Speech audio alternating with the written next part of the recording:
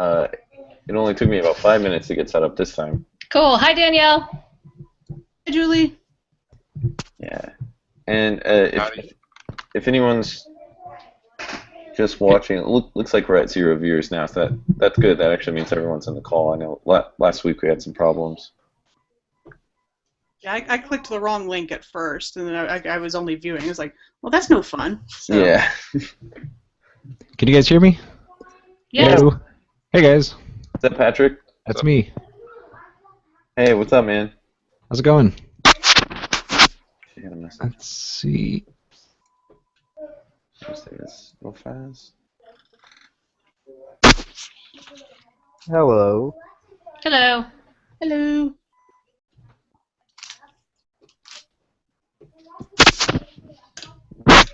No. Does anyone have a link to Elegant JavaScript, the PDF? Yeah, it's actually just eloquentjavascript.net. And then today we're going to go over chapter 2. I actually looked over this in advance and everything. Awesome. Yeah, me too. Like 20 minutes ago. Awesome. Yeah, I was telling Julie, we actually covered most of this stuff last week, I think, but it's always helpful to review. Let's see, it looks like... Cool, we got a lot of people. How's it going, everyone? Awesome. Awesome. That's good. Great. Can you all see my screen? Yes. Yeah. Cool. Alright. So, do you just want to kind of start talking about the content stuff? Or did anyone have any questions after reading the chapter? I missed the last meetup, and so I don't really know anything about what you guys went over, but I've programmed before and I've used JavaScript, so I'm pretty sure this is all like basic. Yeah. Yeah, this is definitely like the just getting started kind of stuff. There may be some peculiarities if you're coming from another language. I kind of view the first 2 chapters as kind of more in that direction, because definitely in like chapters, pretty much everything after 5 gets significantly more kind of computer sciencey, and more the problems get quite a bit more difficult. I'm curious, for people who are coming from other programming languages as their background, like what are some of the quirks and oddities of JavaScript that this chapter covered? Because I'm coming from a JavaScript. That's like my only background. So Yeah. I don't know the oddities because that's just where I've been. But I've done programming many years ago, and started programming in assembly, so that probably tells you my age. But I started with assembly, and then I started C. C was getting very popular in the early 80s. And then I started programming in C++ and moved on to Java. I haven't done a lot of programming in scripting. I think the scripting mostly that I did was the Unix shell script, and I did some Perl and some Python, but JavaScript is a new one for me. Seemed like it's much easier than doing the compiled type of programming languages like C. C is a very difficult language to program in, and but there are some differences in the data structures and stuff here that I noticed between C and C in this JavaScript. Yeah, so we didn't really get into this with this chapter, but one major difference is that JavaScript is dynamically typed. So you don't really have type definitions other than the 5 primitives, and we only have like one number object, as opposed to I haven't done any C, but I know you have like ints and floats that have their own types, whereas in JavaScript we just get one type for the number object anyway, or for the number constructor, I should say. And then it's usually treated as kind of in the C family though, so it's a kind of a Lisp that's in the C family. So it's something I hear quite a bit. And I think if you're coming from Python, there's probably several. There's definitely like some JavaScript quirks that you probably just have to memorize. Like, well, it works like this in JavaScript because I'm in JavaScript land. Does anyone else have some other examples? Yeah, I do feel like, having worked with a lot of the languages described here, I do feel like maybe Python has a bit cleaner syntax than JavaScript. I feel like JavaScript syntax is a little bit complicated. So. But then again, I came from C, which, as was pointed out, is actually a pretty difficult language to learn. So it is just because it was so prevalent for so long, and actually is still surprisingly popular, because there are still things it does that no language does better. But yeah, C is not a user-friendly language. In fact, we used to teach it in our beginning programming classes at UNT, and I guess there were too many complaints or whatever, and they switched it, and now they're back to C++, which I don't know that that's any more user-friendly than plain C, but it's at least it's more it's object-oriented, and that's a big thing employers to ask for, whereas C is not. So. So what Daniel, are your thoughts on JavaScript as an object-oriented language? Well, there's actually there's a saying I've heard in the programming language research community, and you might have heard this. It's worse is better, and it's one of those things that sounds counterintuitive, but if you see it in practice all the time, just because and not just in programming languages, but just because something is a superior product doesn't make it, doesn't mean it's automatically going to be superior in the market. And so, and it thus is it with programming languages, like programming language purists. You'll back in the day, you used to hear them talk about the purities of Lisp. Now they're singing the praises of languages like Haskell and Erlang. But those are very niche languages that are not very commonly used in the real world. And part of the reason for that is because functional languages generally make very common operations like standard input and output very difficult. Mm-hmm. And since pretty much anything that's going to be interactive with the user is going to use a lot of I/O, you need to have a language that doesn't treat it like it's a venereal disease. So. Right, and it's probably helpful in that sense to do some of that type coercion and be very it's like basically, if it's like good enough to do the stuff you really want to do, it doesn't have to be perfect. So that's, generally, again, coming from the programming language research community, they're generally not big fans of languages like JavaScript, but, if you want to program in the real world, especially if you want to do anything for the web, you have to at least be comfortable with it, because it's, kind of the lingua franca, if you will, of a lot of web stuff. So. Wow, that's an excellent summary. Or, great comment. I'll look for I think there's a link to the worse is better thing online. I'll post it in the chat if I can find it.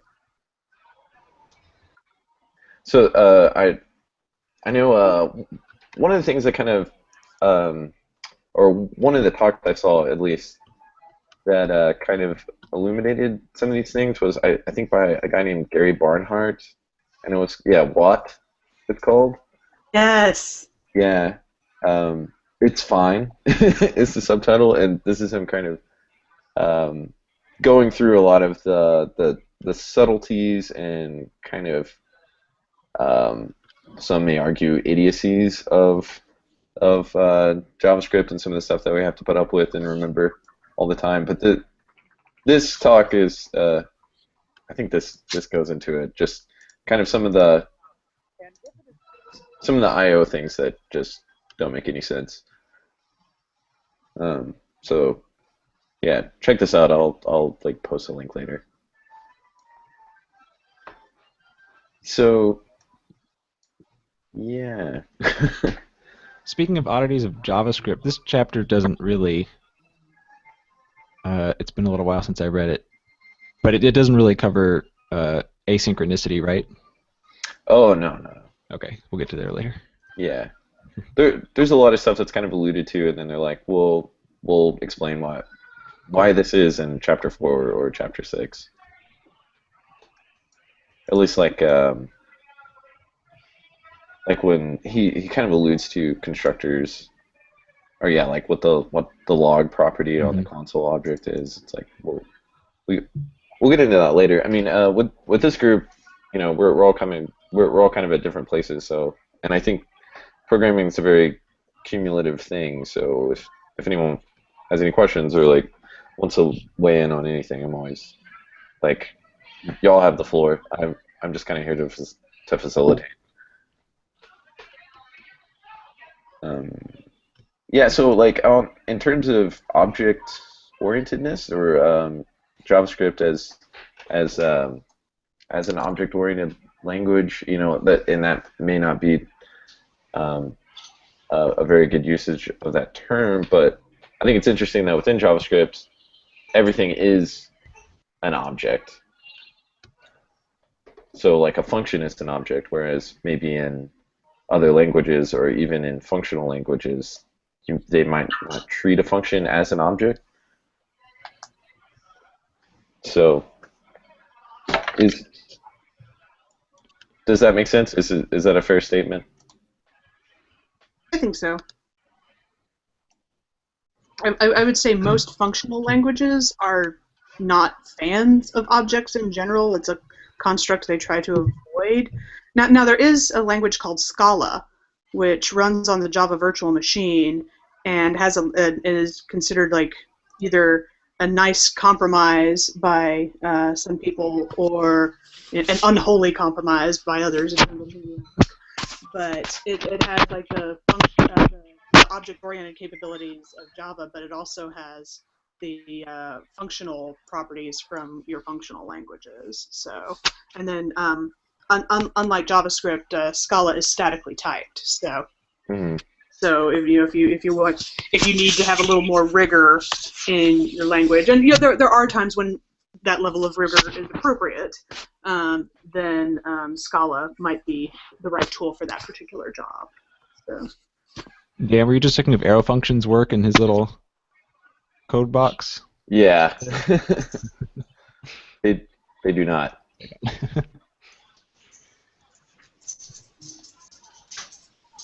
Yeah, that's something is I think in some chapters this book seems up to date with ES6, but not in this one, right? Like he doesn't mention let as a keyword. Oh yeah, he does. There it is. Is it here, or does he mention that? Yeah, it's in there. It's in the big block of keywords. Yeah. Oh yeah. And yeah, he talks about words that would be reserved, that they went ahead and reserved for future implementations. Oh, that's interesting. I tried this earlier, and it would let me pass a function. Like if I do this in the console, it should work. I wonder if that's due to. Huh.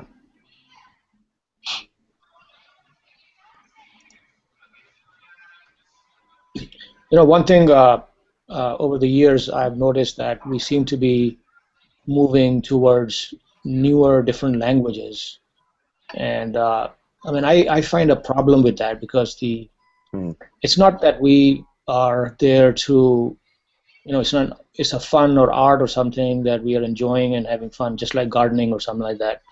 Here we are trying to make money. We are trying to be programmers and earn a living through this. But by moving towards different languages all the time, it's very hard to keep up and learn new languages and then be expert on it. Every time you learn a new language, it's just like learning a different language like Russian or Ukrainian or whatever. It's not easy, especially as you grow older. Memorization is a very difficult thing. That becomes a very challenging thing. So, and that's the problem I have is that we have tons of languages. You just talk about language and somebody comes up with it and say, wait a minute, I've never heard of that language. Sure. So I wish that we could, stick with one language and then just grow with it.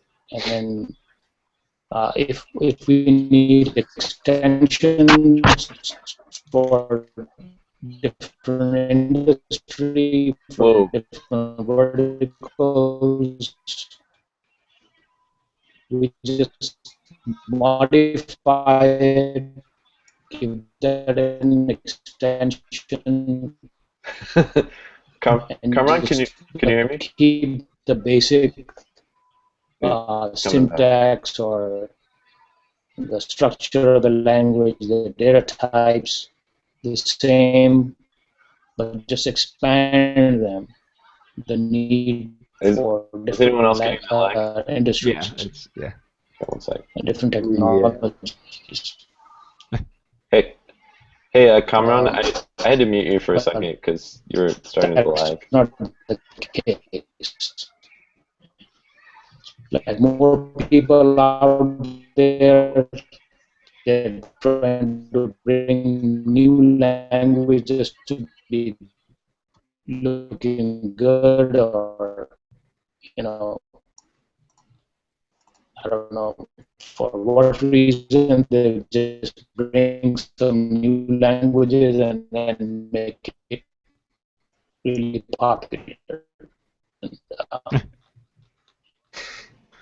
And it just catches on. Yeah, so you're an Adam guy? Try talking again. Yeah, the audio. We're getting some major lag.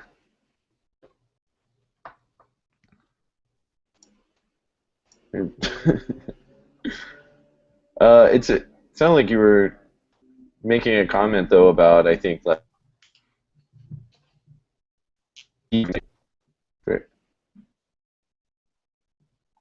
Is everyone lagging, or is that? Yeah, you're lagging a little bit now. Or just for a second. It's probably my internet. Yeah. So. I think we're good. Are we good now? Sometimes. Yeah. Can you guys hear me? I don't know if I have any audio at all. Yeah. Okay, great. Thanks. Just let that calm down for a second.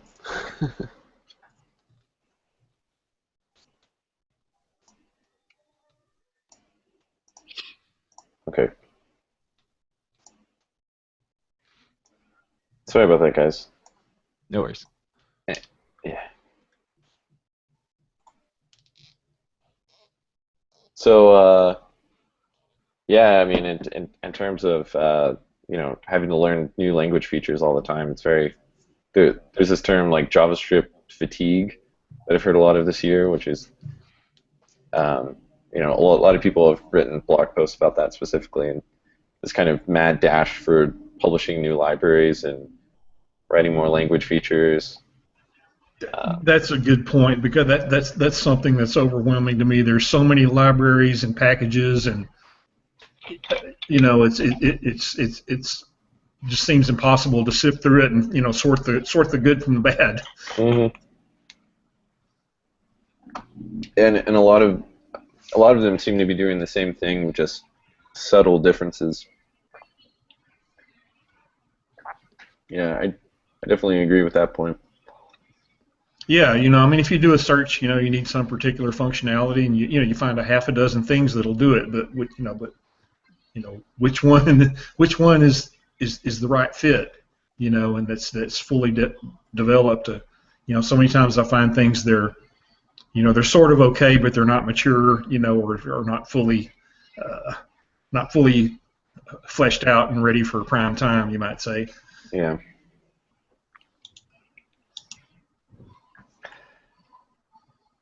Yeah, I've definitely. It's the struggle is real, y'all.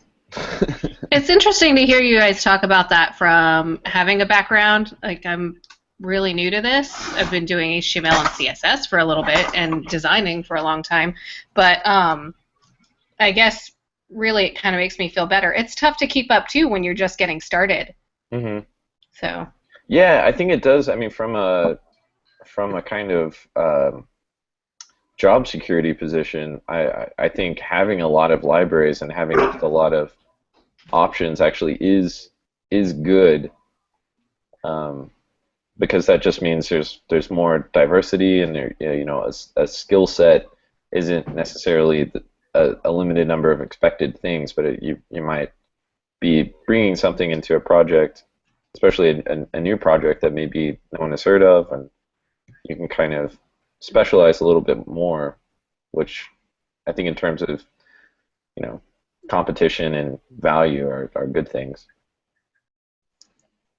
I'm in a similar boat with Julie. I've just started this a few months ago, and I did, like, just for kicks, I went through a bunch of job listings to see what skill keywords they had in common, and I did like a tally for each one. So so there was like Ember, Angular, Node, all this kind of things, and I would put like a mark every time it came up, and if it wasn't in my list, I would make another entry and then put a mark, and I came up with a list of like 30 relevant skills, all of them being like maintained and used today, and they all had like a million checks, but it was like not all the jobs wanted the same skills, but there's just so many frameworks out there being developed, and they're implementing new ones all the time that it's, yeah. Coming as a newer guy coming to this, like, where do I start? Like, what do I learn? Yeah. For a day, I was just like debating between, like, do I pick up like Angular 1 since that's like what's used right now? Do I like jump into Angular 2 because that's where everybody seems to be flocking to the next big thing? Yeah.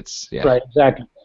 And then you don't know which one. If you jump into learning one, whether this is going to die after a couple of years, exactly, or is it going to stay alive and grow. Yeah. If it dies, waste your time. You don't want to put you don't want to put like all your chips on, like, yeah. I'm spread so thin trying to learn multiple technologies in parallel, and still don't know if I've got the right bases covered. Right, exactly. Yeah. Mm. Yeah, I think just learning the language as the basis. Yeah, good point. If you know the fundamentals, you can do anything. Man, that reminds me of this great book you guys we should all check out. Will it make me eloquent? Yeah, sorry guys. So yeah, I think I mean, just from my own experience as someone who is an employed web developer who has not been doing this very long, learning a framework did help me with that job and being able to apply for jobs, but I wish that I kind of would have respected just the depth of the language itself a little bit more, and spend a little more time just when I could have been just learning all the time rather than kind of learning on the job. But that said, that is kind of how it's done. Once you are a working developer, you're kind of just Googling stuff all the time. It's kind of a give and take. You're never going to be completely ready for a job. I read somewhere that on average, although it's kind of interesting to hear this from a mostly male audience, given a job listing, women won't apply unless they meet like 100% of the requirements, whereas most men will apply things around 60% of the requirements. Oh, that's really interesting. So, it's interesting to, like I said, hear a mostly male audience experience that same frustration. But the thing is, you know, the hardest language to learn is your first one. And so, you know, if you learn one JavaScript framework, then that makes it easier to pick up another. Don't feel like you have to learn all the frameworks at the same time. So, yeah, you're never going to be all things to all people. Right. That's true in life as well as programming. So. I think that's an excellent point. I think a framework is there to basically give you patterns and abstract away some common tasks, but it's good to be able to go ahead and re-implement those things or write your own version of a library. You know, especially when you're learning.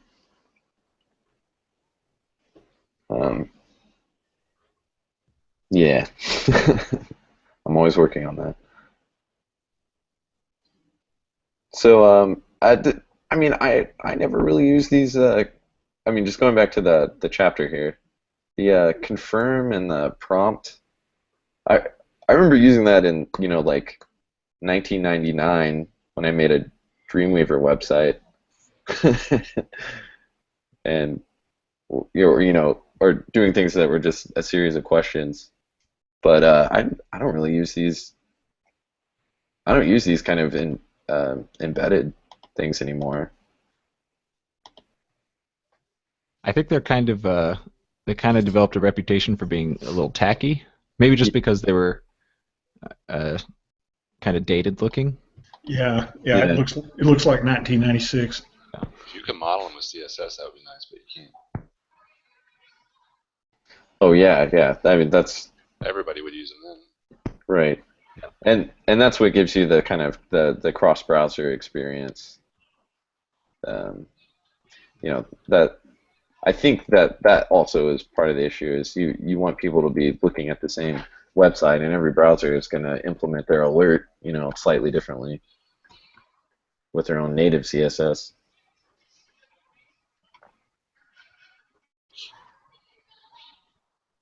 I think now that we're down into like flow control, this is kind of the essence, I think, of what the chapter was getting at, and a really good way of thinking that will, I think, keep coming up. Did this make sense to everyone? I mean, does anyone want to comment? I haven't really programmed much on the website, the browser stuff and all that internet. So I think I lack some understanding of some of these constructs. They may be more geared towards web programming and stuff. Yeah, perhaps. I mean, we're kind of talking about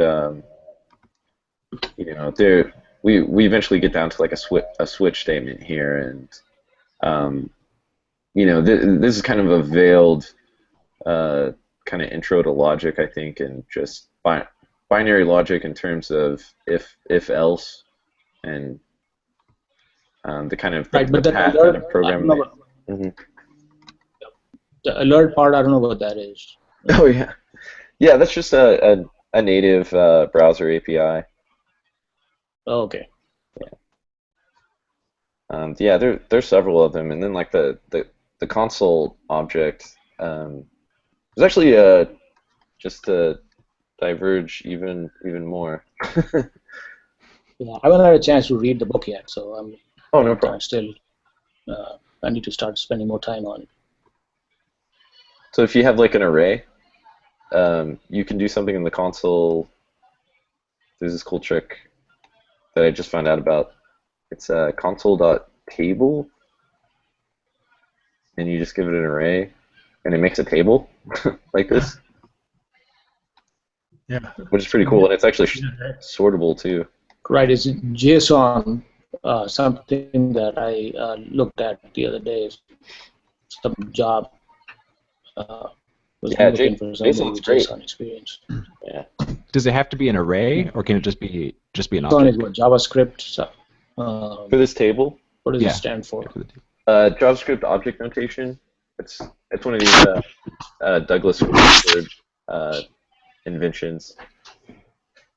As far as like JSON, the JSON spec, it's actually really interesting, and you see a lot of kind of supersets of this now. Like there's BJSON and EJSON, which is like an extended JSON. These other formats that often support like internal typing, but the JSON spec has never had an issue.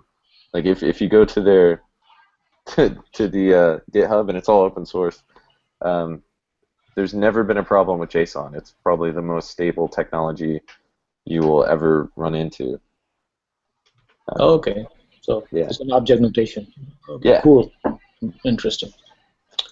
Yeah, and it's typically if you'll probably encounter either REST or SOAP, those terms often, and typically in that you're dealing with some kind of JSON structure that is like a representation of data. This is a great website though, json.org. It's a fairly small. You can read. Oh, through I have to remember that. specifications. JSON.org. Huh? Yeah. They have the whole, published 2013. Yeah. Yeah, JSON's great. Once you start kind of thinking in that way, it's really helpful to structure data like that. I think it makes a lot more sense than XML, which is the other one that you'll encounter typically. Patrick, did you start to ask a question, then I cut you off? No. Okay. Yeah. It's, Oh wait, go ahead. I think I got it actually. Just something about console.table, but I found right. it. Yeah, that's super cool. Yeah, just I like any array. Yeah, I love that. I just had a comment on the flow control. I mean, to me, it looks exactly like the C syntax. You know, the Yeah. if and for. You know, it's exactly the same. Mm-hmm. You know, there's so many languages that that look exactly like that. You know, I program in PowerShell a lot, and it's exactly the same. Does C even have the var keyword?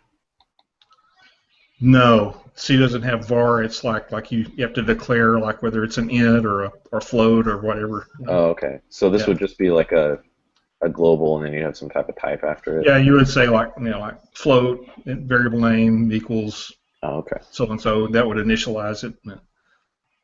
But the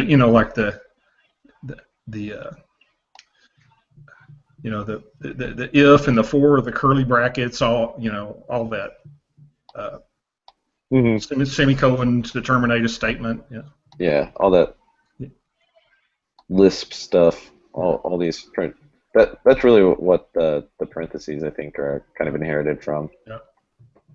General purpose Lisp. And you notice here that I could actually take off the var and this still works, and I can also take off this semicolons and it still works. Yeah, but if you do that, it changes the scope. Right. Yeah. So yeah, this is now going to be attached to window. You'll actually get like a window dot the number. Yeah, it makes it a global. Yeah. But a var puts it inside the function. The scopes to the function. Yeah. Whatever this is inside of. Yeah. Yeah, there's some. I saw if y'all have done any ES6 stuff. I read something about const. Well, have you heard of? I should reframe. Have you heard of variable hoisting? Yes. Is that a term? I've heard of function hoisting. Right. Do our variables hoisted the same way? Yes, yeah, and they're actually it's the same mechanism, but basically I can like console log, whoops, um, I can console log something and then define it. Okay. Oh, never mind. Let's see. Isn't it when you write a function and you call it before? So, I mean, you're talking about where the like the lexical order doesn't matter. You could define a function at the end of your program and call it somewhere above, and it would still work. Mm-hmm. Yeah, maybe it's just function listing. Yeah.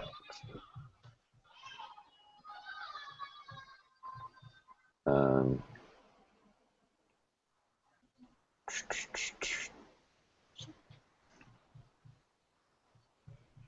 well,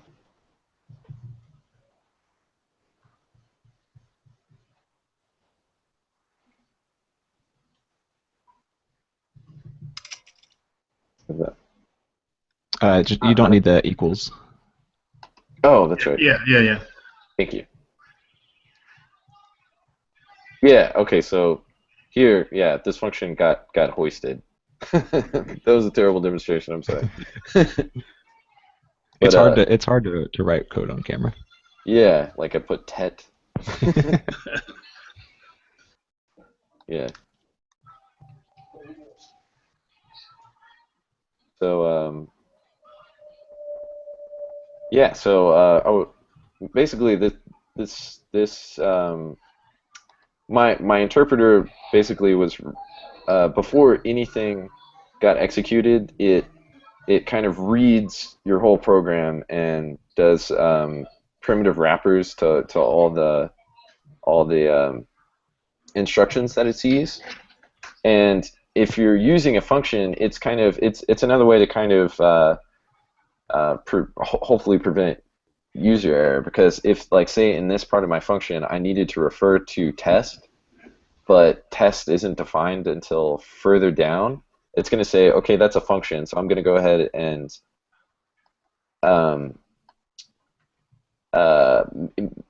say I know that this is important, so I'm going to basically make a space in memory and go ahead and define this first, kind of, but behind the scenes, before the script actually runs.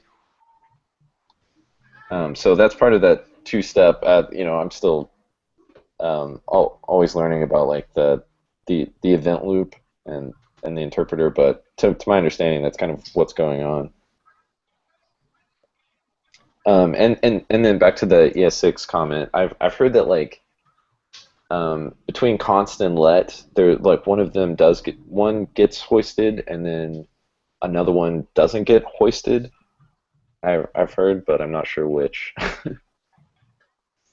And something about let is a different scoping, right? Mm-hmm. Than Yeah. Let scopes to the nearest curly brackets. Okay. Yeah, so it's block scoped as opposed to lexically scoped. So it's almost the same. Yeah, it's in almost the the same, cases. and there's a few instances where using let will actually catch some JavaScript peculiarities, where like if you have a for loop and whatever your initial state is, if you use a let there instead of a var, and then you're doing some kind of arithmetic operation inside of that for loop, it'll often give you an answer that you expect. Whereas with var, sometimes if you're, I should have made an example for this because this is actually a pretty common gotcha. It'll run the for loop every time, and say you want to console log the answer to some arithmetic every time inside of a for loop. You'll just get that final answer however many times the for loop runs. But when you use let, because of that block scoping, it'll assign and reassign itself correctly inside of that for loop. And I'll I'll try to find an example of that. I'm not sure I get it. Yeah. I might have to see it.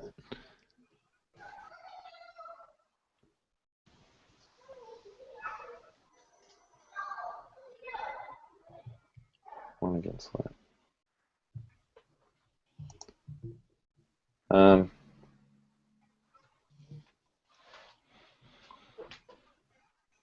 Yeah, typically, like here inside of this for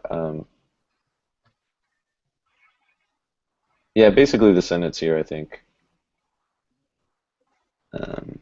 Note that the rule does not work as intended if you replace let with var, since all the inner functions would then return the same final value of I6. Also, Oh, keep the okay. scope. I think I've run into that before. Yeah. I wish I had known about this. Yeah, it still trips me up, and it's one of those things that let fixes. I think let actually comes from Python, I think, or I think Python shares that keyword. I think. I can't confirm. I don't do any Python. Python people, let. No, not that I know of. I did see it recently in Java though, Oh, okay. something like that. Is Which it in- let is it referring to here? The one that's in the for conditions or in the actual code block? Or both? I think that the looping expression. I think it's talking to the I, or it's saying this I. Yeah, I believe it's the I, but I still don't see why it won't work with var. Yeah, me neither. Yeah. Let's see. I could probably run an example of this. So let's just instead of appending a node, I'm just going to console log I.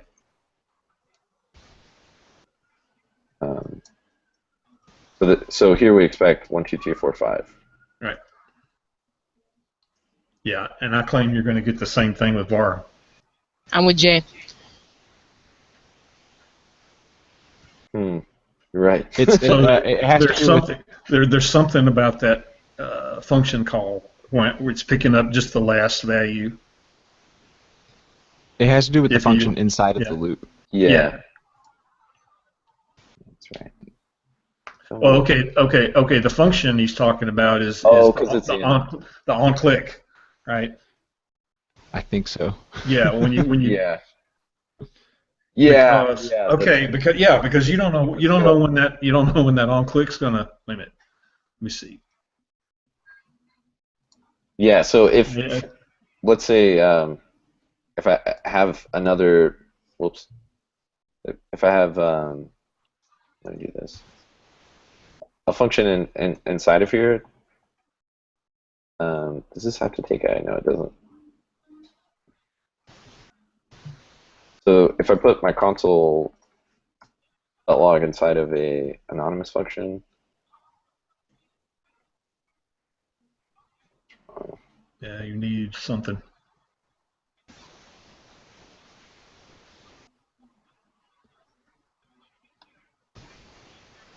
I might need to return.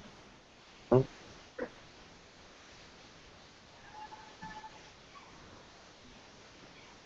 The var I. Maybe the I isn't declared yet. Expected token. Something like that, yeah. Maybe try turning it into a let now and see if that fixes it.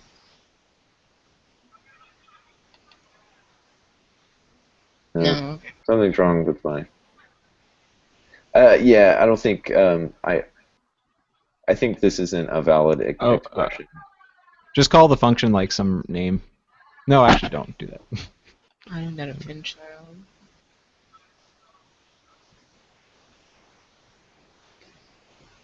Let item. Okay.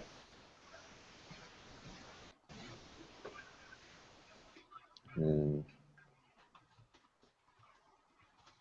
I have var here. That also does test. And then if I have var here.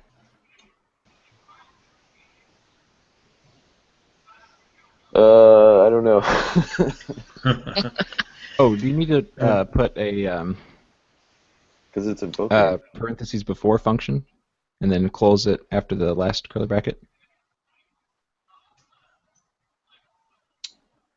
To do like an immediate evoked thing? Yeah. Maybe.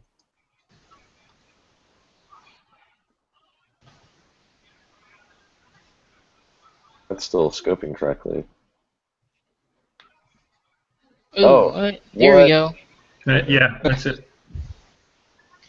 But I thought let is let supposed was to make work, work. not var. Yeah. All right. Yeah. So what's going on here? So, Oh, man. So all right. So the issue here is that it's immediately evoking that function, right? yeah. And what is test running? Is that just extra code there? That should not run. Yeah. All right. Oh.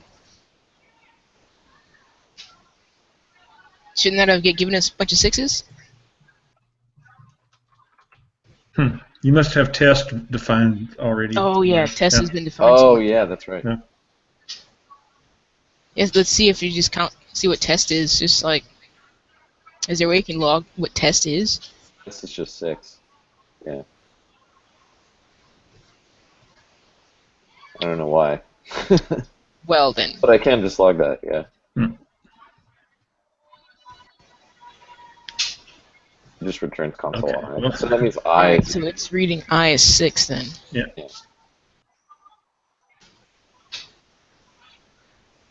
But I can just refresh. This is probably there's probably a better example. I would like to nail this, like, and really know what's going on. Can you 'Cause I like don't- copy that and paste it into the chat? this link? Just that paragraph that's messing Yeah. everybody up. Or the link too. Everything's good. Yeah, this paragraph's just it's right under cleaner code and inner functions. Yeah. Statements like okay. Scoping rules. Yeah, definitely worthy of further study. Yeah. I don't know why my chat is not working. My window isn't showing up. Oh well.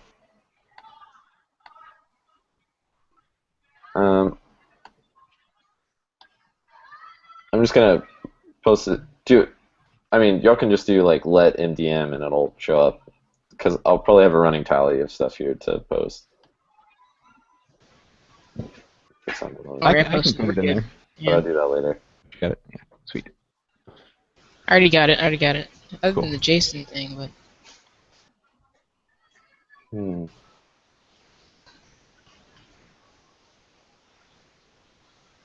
Oh yeah, this is also interesting. At the top level of programs and functions, let, unlike var, does not create a property on the global object.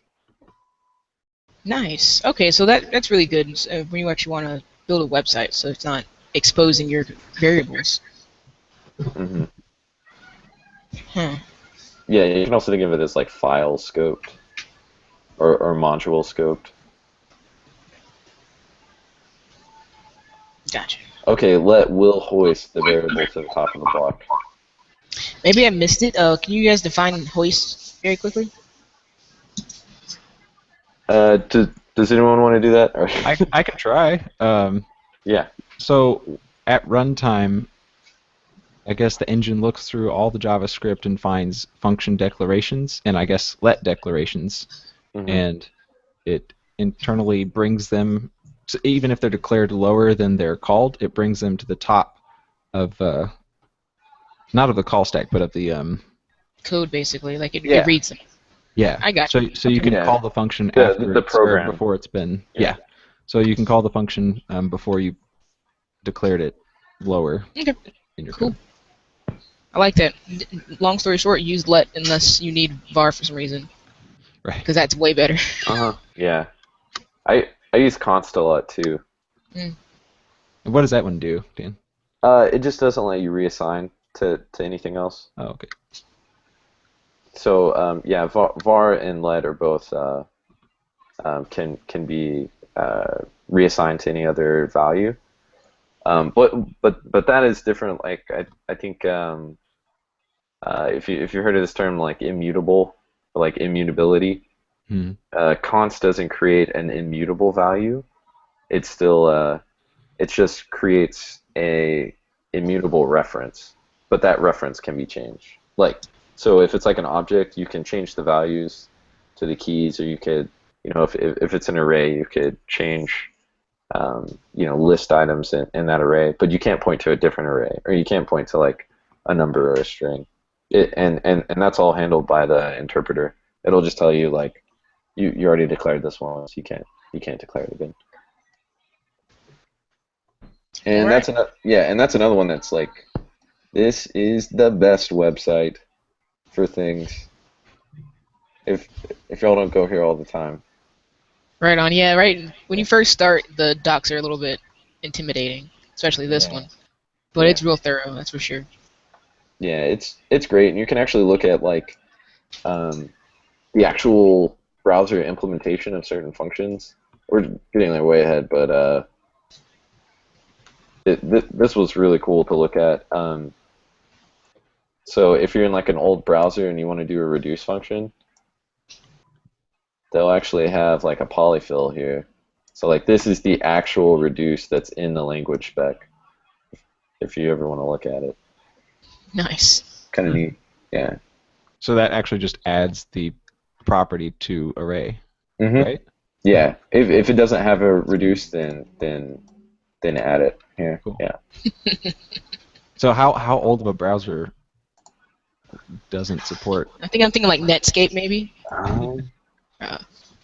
Not anything before Internet Explorer 9.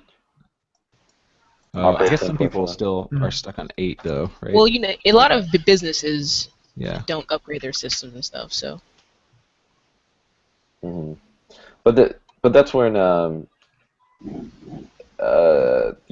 usually I think what you would do is just use like a utility library. I mean, if you're writing a really small program and you just need this one function because it's has a lot of value, then you can just use this polyfill, or you can use like underscore is a really popular one, and this has a reduce that's internally defined, but you can just use this library and then you get access to like all these collection helpers and cool. array functions and stuff. This one, this was kind of the first of these JavaScript libraries, and now you'll see like Lodash. You had underscore, and then this is Lodash. Lodash, okay. And then they were going to combine them at some point and make underdash, but I don't think that ever happened. And then if you're really into like functional programming, Ramda, there's a really good talk about why underscore and Lodash don't treat functional programming correctly, and like they don't auto curry all of their functions, and Ramda is the more hip option, and it uses like an R keyword instead of an underscore. Speaking of currying, when does that come up in the book? That's a good question. That's something I don't really know much about. Yeah, and this is actually something I was reading about, currying versus partial application. I'll probably post this link also, but it probably comes up, probably after chapter 5, I would think. I'm in chapter like 13, 14. I have not seen it yet. Really? Okay. So. Totally wrong. Might be later. Might be, I think, advanced JavaScript section. Yeah. And then they'll probably talk about this arguments keyword. Arguments. Args. Yeah. Yeah, that's kind of like where I'm at, like in my own learning. Wrap head around. Okay, let's go back to the book a little bit. We talked about fun stuff. Do we feel pretty confident? I think some of you probably already did this, but do we want to try some of these exercises? Oh, before we do that, real quick, I just had a question. Yeah. Because he mentioned indenting code, Mm-hmm. and I've always used tabs, but apparently Yeah. some people hate that. Yes. And is there like a hard and fast rule, or is it just like personal preference? Like some people are two space guys. I mean, it's 100% personal preference. Okay. The language doesn't hold you to anything. I've even seen like I've got an argument for using fewer spaces because I mean you can get some deeply nested stuff, you know. And if you try to use like 4 spaces, you end up with, you need like 400 character width, to show everything. But yeah. Yeah, and that's where like using a linter I think comes in really handy. It'll actually make you enforce those rules once you set them up. There's a funny image I'm looking for that I'm not finding. So that's what this is. There's a nice. I like this library, or it's not a library, but it's a style guide, and yeah, it has some pretty basic rules. 2 spaces, single quotes. Standardjs.com. Yeah, JS standard. And if you use this and it passes, there's actually like a command line tool, then you can put this badge on your GitHub repo to tell people it's standard, which is pretty cool. I really like this one. Like this is probably closest to my own personal preference, but like at work, my technical lead he uses 4 spaces, and a lot of that just has to do with he says like it hurts his eyes, so it's just like a kind of like a readability thing. But the language itself doesn't enforce any of this. And then I've never like the way he uses like the if statements without brackets around the expression. Yeah, I've always used brackets. yeah, well, I mean, you can only get away with that if it's a single statement. Right. And actually, yeah, I just skipped over this whole. There was actually a lot of good information in here. I thought about the difference, the subtleties between while, or if, while, do, and for. I don't have too much to say about them because I pretty much just use if. I've never used a do while like ever.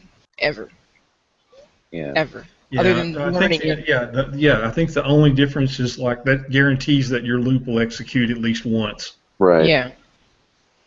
And I typically don't want to do that.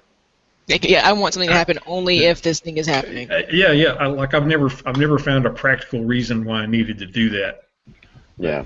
Why you would use a while? Yeah. No, do while. I mean, you could always rewrite it to not use a do while if you could prime the loop with a value, or you can always rewrite it where you could just use it use a while. Yeah. Yeah. Or typically I just use a for each function. Yeah, absolutely. Yeah. Usually doing something to an array anyway. But yeah, it's good. Like when we get into some of those, like the map and reduce, it's nice to re-implement those using for loops to kind of learn what the function's doing. And then there's also some like performance. There was an argument for a while where people were saying like don't use the native map function, use for loops because they're faster. But the language itself is so much faster that using a map makes your code a lot more readable and a lot more understandable. Or yeah, you can kind of read it and reason about it more easily, I think, using a map. And the time difference, I mean, unless you're manipulating like a million nodes, there's not that much of a difference. And I don't care too much about the performance of the language itself. Yeah. Right now, I'm still on what is the next thing I need to do to make this work. Yeah. Sames. Yeah, and then like indenting, yeah, just kind of like pick one and do that consistently. So something like ESLint, we talked about this last time, but I've been using this quite a bit. And it's super easy. It's a command line thing. You'll just make like a config file like this, and have a couple rules. It's like quotes. Use a single quote. Give me an error if I don't. Indentation. Use tab. And then whenever you're writing code, it'll enforce those things. So like if I should actually work here, I think. Yeah, see how it's throwing an error right here? Will it fix you for it? Will it fix it for you? Does it just give you the error? I think yeah, it will actually go through and fix it for you. I usually do all the fixes on the fly. Like I'm getting 2 errors actually because I have a no console and a quote rule. So if I change these to single quotes, one of my errors will go away. But That's pretty cool. yeah, that's a really good way to enforce style. I haven't used any linting tools yet. That's neat. Yeah. And yeah, this guy's like the first JavaScript book I ever read was by him. So it's cool that I'm using his linter now. And actually, the first linter, we talked about JSON earlier, and the creator of JSON, Douglas Crockford, he wrote the first linter, which was just called JSLint. But this was very, very opinionated and tells you it just hates on your code. Any code I put in here, it hates it.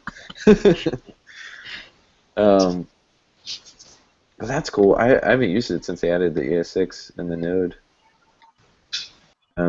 I might revisit this, but this is a really good way to make sure that your code is production ready. Typically, it'll throw a lot of errors. Okay, so kind of talked about style. Does anyone want to say anything else about style or personal preferences? One thing I know about style, say you push anything up to GitHub, anything like that, the format that it takes at GitHub if you use tabs is 4 spaces, and so your code looks ridiculous if you don't like 4 spaces. And I'm not quite sure how to fix that quite yet, but yeah, it's really annoying. It's because those are Ruby people. No, Ruby's too as well. I think 4 spaces is Python. Oh, really? Yeah, buddy. And it looks bad. It looks bad with anything but Python. With Python, it makes sense because of your function declarations are 4 spaces to begin with, and so then everything lines up from there. Everything else is bad. So anyway, it's still a preference. I still use tabs anyway, so I'm just trying to work around it. Yeah, totally. Like this is completely valid. Still runs. It's that E.E. Cummings JavaScript. Yeah, it is. Yeah, it's beautiful. There probably is. Have you seen that? If Hemingway wrote JavaScript. No. This is great. Yeah, this is actually a book. And then there's like a library that has a bunch of examples. Yeah. Like these are posted. This is Shakespeare.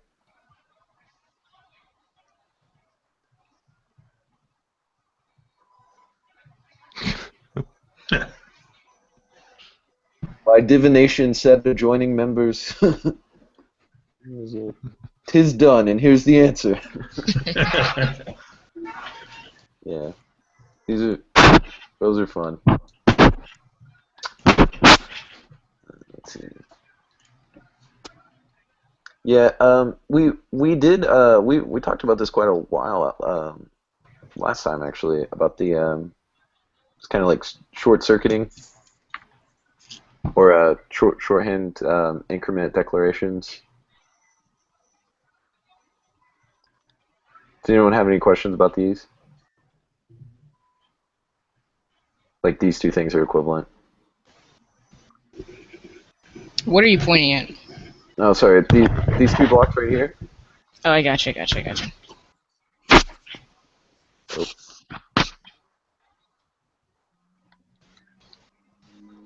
Yeah, this is an old construct. It came from C. Used to be in C as well. Yeah.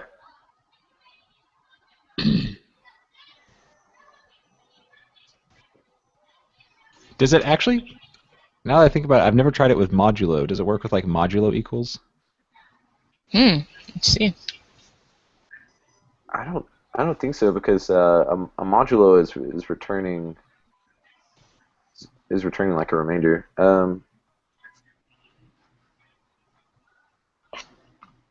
Yeah. Yeah. It looked like it worked. It worked? Yeah, try out. That's gonna give you a 1. Let's see if it works. Let me change this to like. Yeah. No, what is? Oh, because we did the +1. Okay, yeah, absolutely. Yeah, because that's 7, and then 4, and then 7 mod 4 is 3. That is a completely that's useless insane. function, probably. Yeah.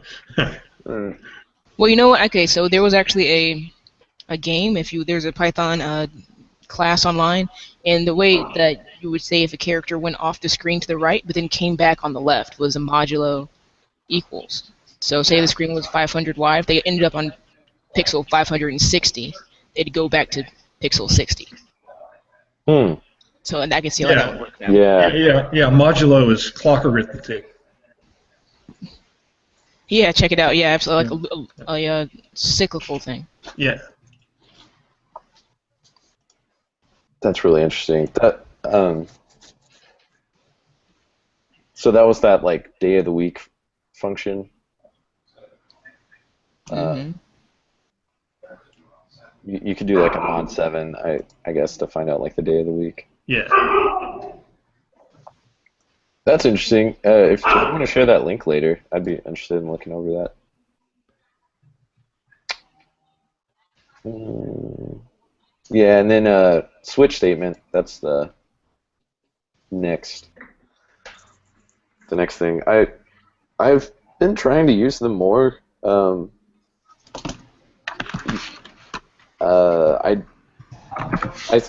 still I'm usually just writing something and then like a fail condition. Yeah, I like the else if construct a lot better than case, but I can't really say what it is that I like about it better. But it just seems I think it works better in English, like the English language. To me it just reads more plainly. I think switch statements work best when you have discrete options as opposed to continuous options. Like anything that's numerical is usually going to be continuous, like within a range. So for those, a lot of times if statements are preferable and continuous, like if it's less than or equal to or greater than or equal to. But if you know it's only going to be from a set number of values, then yeah, switch statements are probably better. That's funny you say that because I implemented a switch statement in for a continuous thing just like that, where I had like weather data coming in, and they were giving me like the wind direction in like degrees of a circle, and I had to convert that to like north northeast or like south west. I probably should have just used If else. I mean, if it worked, it worked. It worked. But because there's so many different directions. There's like north, northeast, northeast, like east, northeast, east, and it's like so you end up with like Okay, 12. yeah. So Oh, so it's 12 different cases plus a Yeah. default if you weren't getting anything. and you get tired of typing else if. I don't know. Yeah, I think I remember that when I was programming this decades ago in C, the rule of thumb was that if you have more than 2 if, you rather use switch. Is more. Is it maybe a speed thing or? Right. I think in those days memory was very short. I mean, very small, Right. and CPU computing power was very little. So all of that added to a lot more programming efficiency Gotcha. reasons. But not these days. That's a good question. I'm curious, like, if you had like 100 different possibilities, which would be faster, like a switch statement or a bunch of else? Well, the way he worded it, it says, well, at least the way he worded it was that there's the switch. All right, it figures out the conditional, and then it just goes exactly to the case that matches it. Right. As opposed to the if statement, evaluates every single if or else if that comes across. Yeah, that's a good point. So it's So probably maybe- way faster. Maybe the cases actually hold a variable, like an easy to read variable. I don't know. Yeah. That's some computer science stuff. As far as I know, it is a completely different construct. It's not like taking your switch and making a bunch of if-else. It's a different thing, which is also you'll have like I'm trying to look up an example for fall through, but there's times where like if you don't include these break statements, it'll continue executing because it'll like do this thing. You know, it won't work with string matching, but he's got one right there. Sunny falls through to cloudy. right. Yeah. So if I do like sunny, yeah, it says I get dressed lightly and go outside. Whereas so I would have to include a break here. You get just a single option, and it's really easy to forget these breaks. Yeah. So yeah, the really important thing I think is learning what the break does and make sure you have a default. Continue probably is important, but I'm starting like now since I've seen some generators and some async stuff. I'm kind of conflating continue with some of that. Hey, I'm sorry. Could I just ask what the break does again? Because I've been using that, but I don't really know what it does. It just stops execution. So it basically it jumps out of the scope of this function once it hits a break, and it's going to go up to the parent scope and keep executing. Okay, so if one of the cases checks out and it executes the code in the switch, then it stops evaluating all the other ones once it hits the break. Once it hits the break, yeah. Okay, thanks. Hey Dan, can you write a for loop with a break in it? Yeah, you can. Yeah, good point, Alexa. Yeah, like wasn't there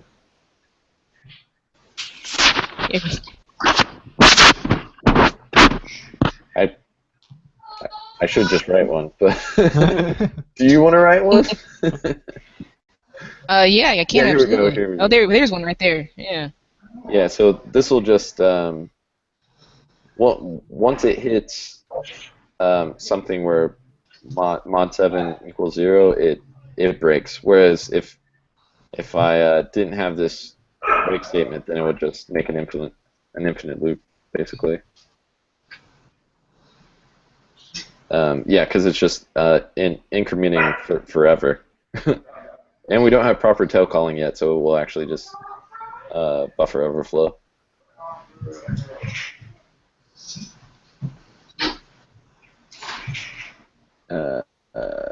What? Oh, yeah. But I can actually make a condition like current less than 40.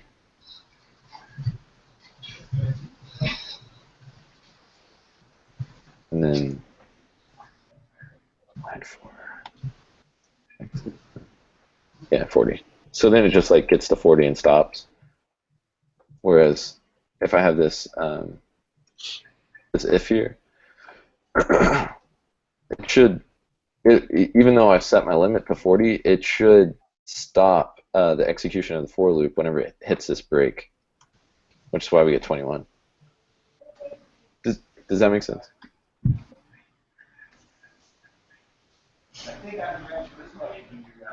This still kind of confuses me, like not having these braces. I know they're totally unimportant.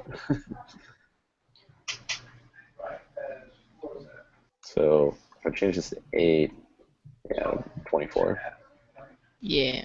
It's just whenever this condition is true, it breaks out of the for. Boom. Boom. Okay. Does anyone want to take the lead for, or I mean, we can talk about a capitalization. The rule is just do it like this.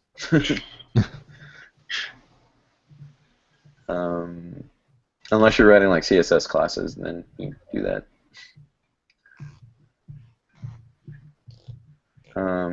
Cool. I've heard a case for always use. I'm sorry. That varies from language to language, by the way. Oh, totally. Yeah, in JavaScript, that's the standard practice. It's called camel case. In other languages like Python and Ruby, they prefer underscores, which is typically called snake case. Oh. This has been another useless fact. So. What do you call the one with the? I love those. The dash. So there's a term for that, and I can't remember what it is off the top of my head. But there is a word for it. But yeah. Kebab case. Yeah, kebab. Yes, that's right. Yeah, you have to follow the conventions of the language you're working with. So. And even within JavaScript, in some frameworks, they'll want you to have in their style guide. They'll say like use upper camel case when you're defining a component, and use kebab case when you're doing this. So yeah. Right. I think Lodash even has a function for that. It's like to kebab.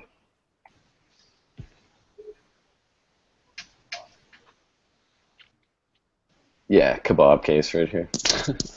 Convert this to kebab case. Wonder if that kebab place next to Five Guys has opened yet. The real questions. The real questions. Why we're actually here. Ooh, and then start case. That's another one. Yeah, there's probably a lot of them.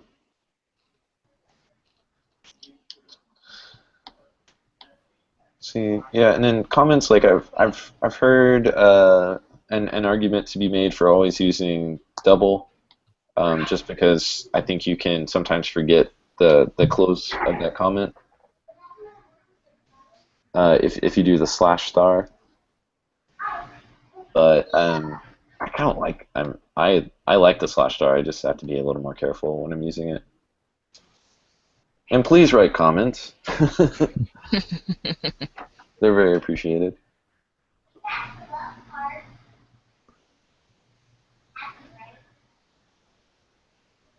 Okay. Does anyone have solutions for these? For the exercises? Yeah, I've got mine. I haven't compared it to the official solutions or anything, but I've got them all. Do you want to share yours, Jay? Yeah, sure. Let me figure out how to share my screen here. I think I can actually. Can y'all see Jay? Oh yeah, for the screen sharing. Do you have a screen share? If you kind of mouse over to the left of the Google Hangouts. Yeah. Let's see. Okay. I'm sharing now, but how do you promote me to the? If we click on you on your profile, it should bring your screen up for us. Okay. Yeah. I don't know where my Google Hangouts is just freaking out, but. I just selected Jay, so now I've got his stuff. So you can see now. So here's triangles, and I just wrote a little one-liner for this. I actually used the I use the string to count. Okay, so we just keep adding a star till we get to a string that's 7 characters long. Make sense? Oh yeah, that's actually way smarter than what I did. I really like seeing that. That's I don't think Yeah. I've never used a string for my for condition, and Yeah, that makes so much sense. Yeah, I mean you can do stuff in those 4 statements, right? It doesn't have to be just a simple counter. So there's that one, and the next one. What is the next one? Is it FizzBuzz? Oh yeah, FizzBuzz. Okay. it's FizzBuzz.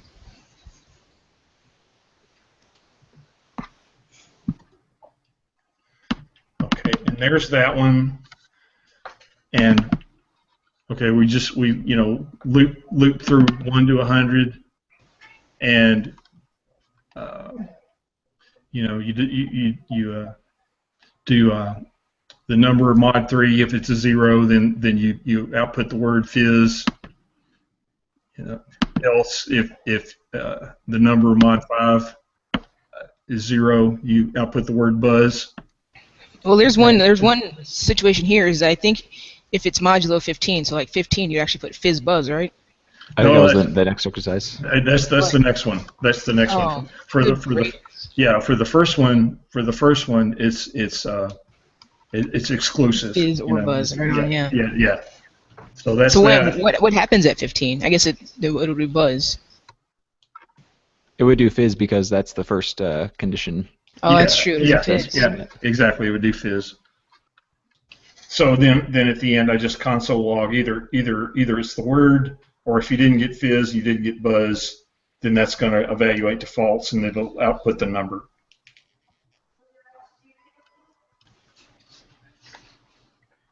So I can't really see. Well, maybe I can zoom in. Oh, this is awful. Okay, yeah. As soon as I scroll away, Google freaks out. But yeah. Let's see. I don't know if I can zoom from here. I don't know. How to make it. I got it now. If everyone else can see. Okay. Okay. So can we want to go to the next one? Oh yeah. Yeah, sure. I can. Okay. I'm just gonna FizzBuzz 2, return a FizzBuzz. This time it's personal. Okay. And this is the other one, and the only thing that changes is instead of an if else for that second condition, it's just 2 ifs. We start with outward being null string. If I mod 3 is 0, you add fizz to it. Oh. And if it's I mod 5, you add buzz. So then at the end you either get fizz, buzz, or fizz buzz. If it's still a null string, then that evaluates to false, and you just print out the number. Okay. Okay, so Cool. That's awesome. That's smarter than what I did. Yeah. I added another modulo 15. Yeah, me too. I didn't even think of that.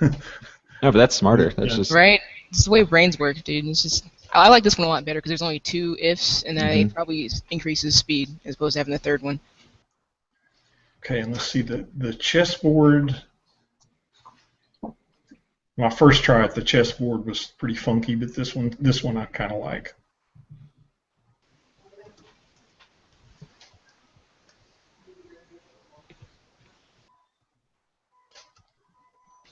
So it's supposed to work for any size, right?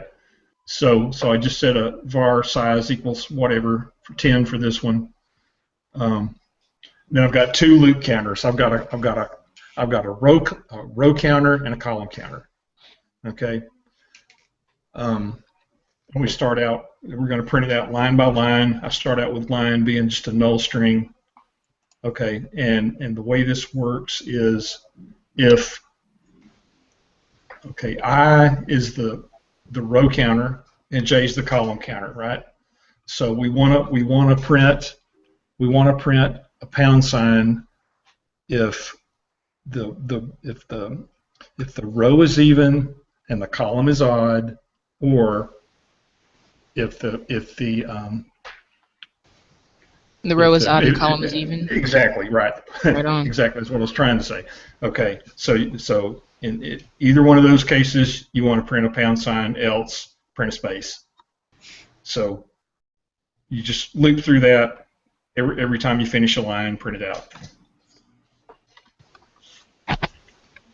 Jay, if you want That's to write all cool. my code going forward, you can go ahead and. How would you alter this if you wanted to add? I guess when the first for loop ends, because that's your line. No. But when the line ends, instead of console logging the line, you could just add the new line character, right?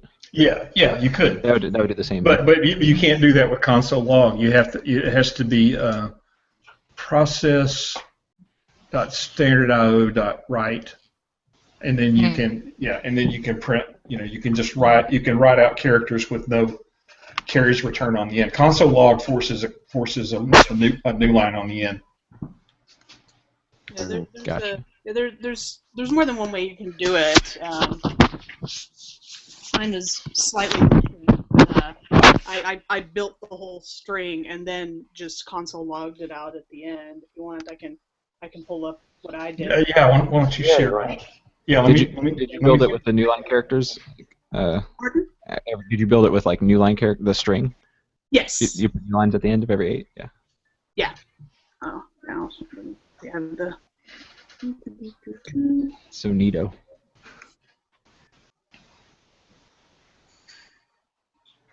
Let me share my screen. I'm presenting to everyone. I guess I should turn on my camera, huh?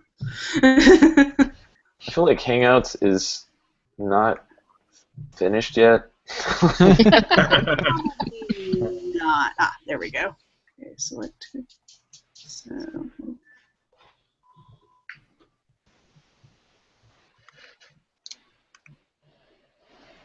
Okay, so. Alright, can you guys see my. Check out my Stack Overflow shirt. How did you even get that? Like, did you? Oh, check you out. OSCon. There you go. Okay. Can you guys see my Yes. browser? Okay, I'm gonna paste in my code from the that it's saved in the Sublime text. Can you see my code? Oh yeah. Yeah, that's cool. Yeah, that's now I have because Dan and I went through the free code camp group for part of this, and I think Dan went through a larger part of it than I did, but I did remember previously like there was a more eloquent, if you will, solution than what I originally came up with, and so I looked in the hints and it said if the sum of the row and the columns is even or odd, then you can behave accordingly. So if the sum of ij is an even number, print a space. Otherwise, or we'll add a space to the string, more precisely. Otherwise, add a pound sign or hashtag or octothorpe, whatever you want to call it. The octothorpe is the official name, by the way. I like that. And then at the end of each row, add the new line character, and then just print the whole thing at the end. So that's cool. I like it. That's elegant or eloquent. Yeah, I tried to think of a way where you could do it with with a single counter variable, just a single loop, but I couldn't come up with a way to do that. you could, but it wouldn't be any more efficient that way. Yeah, I know. Everything I could think of was. You can. Because then you'd have to Here's what you do. Just like you had in Buzz. Like you could have one single loop for the whole thing, one single loop that goes up to size square, size times size basically. But then you would have to check every time, if I mod size equals 0, then print the new line character or whatever. And that's just it's cutting off your nose to spite your face. So. But you only have one loop. So. And it's eloquent. Somebody. They should call this brief JavaScript. Yeah. Obfuscated JavaScript. There's, don't want to get too code gulpy with it. You know. Cool. Was that all of them? All of them in this chapter. Yep. Yeah. Yep. Cool.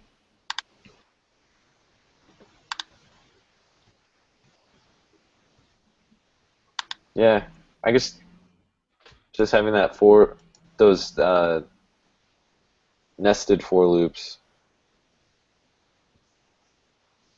That's the most intuitive way to look at it. You know, a row column. Now, can you run into problems? That's exactly how you would do it. Is you would have in assembly language you would pretty much have to do some kind of hack like that, but fortunately we don't. So yay. Do you run into problems when you nest mini for loops? Or like performance issues? Oh, absolutely. I thought I read something about that. Yeah, you don't want to nest too many of them. And there are definitely times where there are more efficient solutions. Like we were talking about APIs and IPAs last night, like with sort methods. Like the classic one that everybody implements is a bubble sort, and that has 2 nested loops. But if you get a large list of items to sort, then that's gonna slow you down quite a bit. Yeah.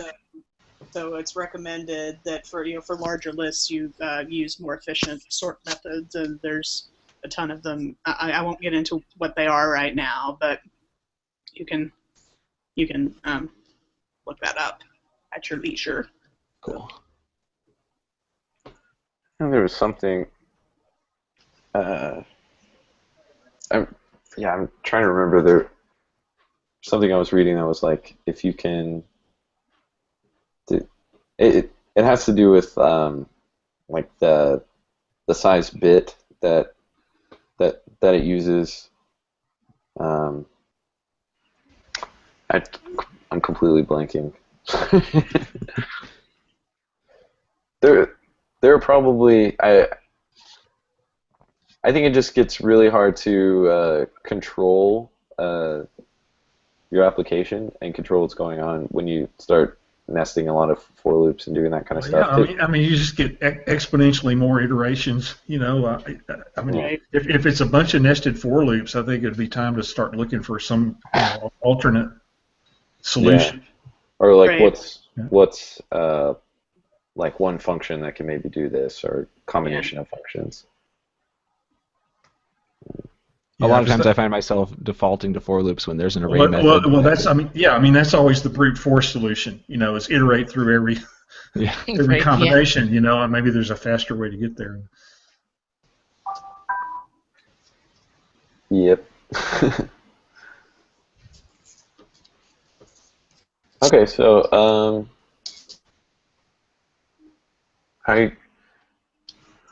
do we want to reflect on anything?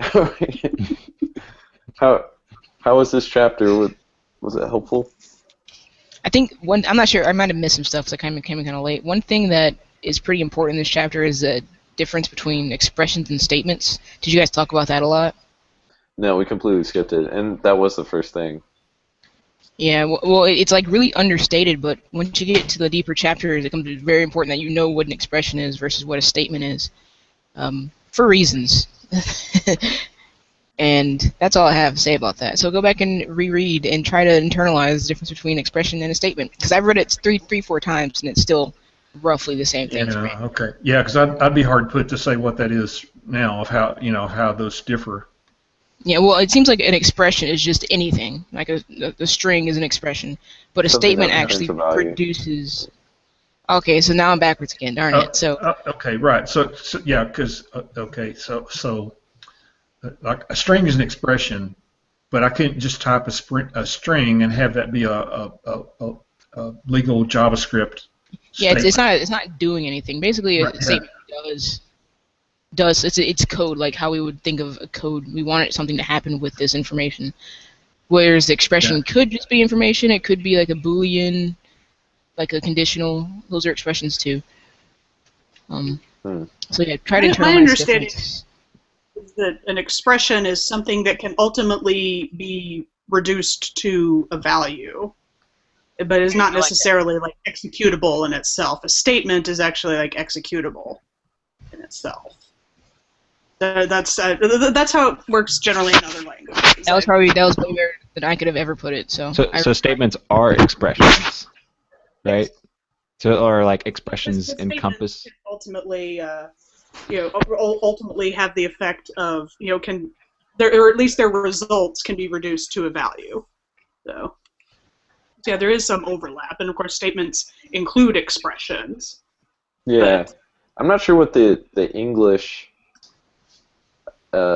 equivalent to these kind of syntactical constructs are.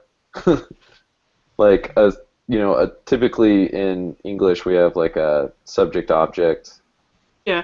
Well, it might interest you, and we may have discussed this before, but programming languages have grammars, just like natural languages do. In fact, that's how compilers or interpreters, depending on the language, check if your program is syntactically correct. They have the grammar specification for that language on file, and if your program doesn't conform to it, then they throw an error. It throws the hopefully appropriate error. So. I think chapter 10, maybe 8 or 9, is actually building a program language. Building a language out. Yeah. Yikes. Yeah, chapter 11. I actually skipped that chapter because it looked too ridiculous, so I'm glad we're gonna. I'll hit it with you guys. Yeah, we'll get there. I mean, I've always heard JavaScript is a very expressive language. You can, but I don't know if that's more a comment on the kind of dynamic nature of it, or that it's really easy to kind of be more declarative and say what you want to happen. But that's not necessarily something internal to the grammar. I don't think. Maybe just the grammar allows you to be more expressive. For instance, not having to declare a type for everything. You can just kind of say things that you want. It'll figure it out down the road. Yeah. But I don't know. I would love to have a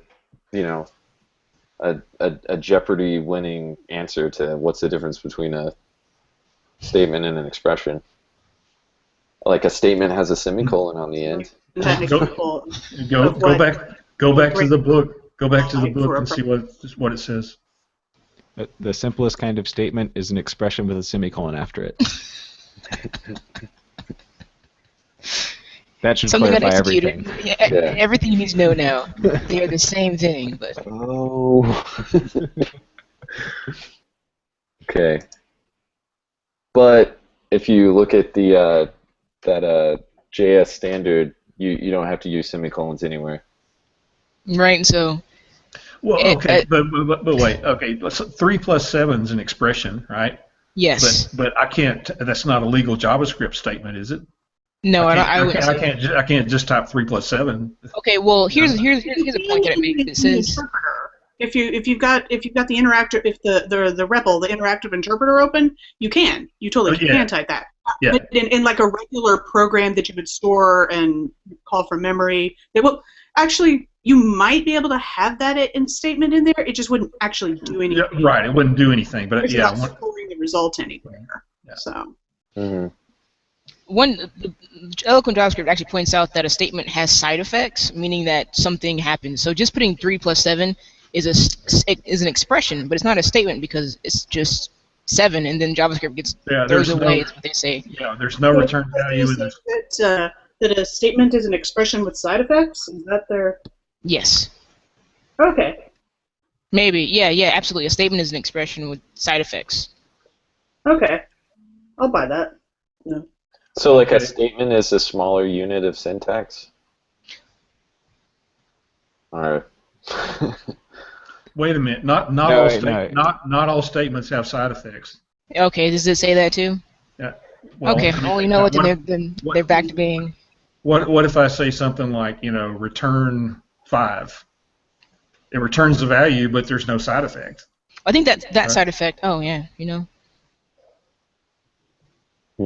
Or like if you say A equals 3 plus 2. Wait a minute. Okay. Yeah, those things just get garbage collected immediately. Yeah. A side effect would be something like printing something to the screen or.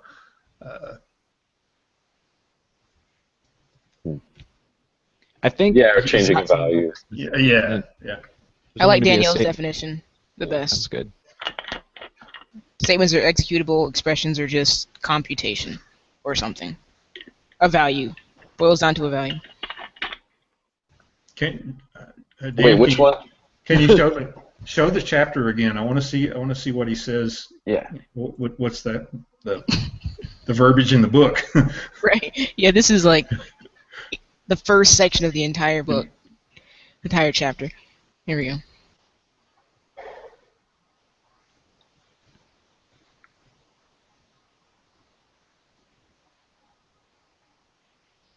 Yeah, they're saying like a statement is like a full sentence in a human language. Subject, verb, call it a day. Like if something happens, it has to happen. That's why that one sentence in there, that the simplest kind of statement is an expression with a semicolon after it. And then he says 1, semicolon. But then above he says a fragment of code that produces a value is an expression. Maybe this might not be the most eloquent version of JavaScript. Well, I mean that answers my question right there. That you can type just a 1 and a semicolon, and it's Yeah. Yeah. I